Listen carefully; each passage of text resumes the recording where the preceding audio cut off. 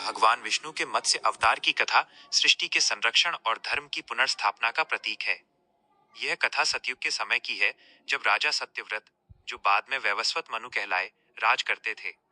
एक दिन जब राजा नदी में तर्पण कर रहे थे, तो उनकी अंजलि में एक छोटी सी मछली आ गई।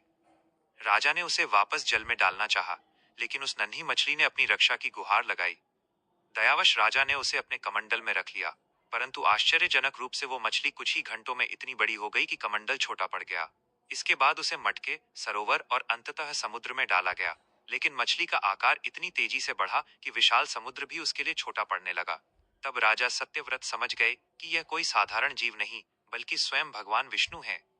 राजा की प्रार्थना पर भगवान प्रकट हुए और उन्होंने बताया कि आज से 7वें दिन पृथ्वी पर एक विनाशकारी प्रलय आने वाला है, जिसमें पूरी सृष्टि जलमग्न हो जाएगी। भगवान ने राजा को आदेश दिया कि वे एक विशाल नौका तैयार करें और उसमें समस्त वनस्पतियों के बीज, सप्तर्षियों और पशु पक्षियों के जोड़ों को एकत्रित करें। जब प्रलय का समय आया और मूसलाधार वर्षा से धरती डूबने लगी, तब भगवान विष्णु एक विशाल सुनहरी मछली के रूप में प्रकट हुए, जिनके मस्तक पर एक बड़ा सींग था। राजा सत्यव्रत ने वासुकी नाग को रस्सी बनाकर उस नौका को भगवान मत्स्य के सींग से बांध दिया। प्रलय के बीच उस भयंकर तूफान में भगवान ने उस नौका की रक्षा की और उसे सुरक्षित स्थान पर ले गए। इसी दौरान एक और संकट खड़ा हुआ था।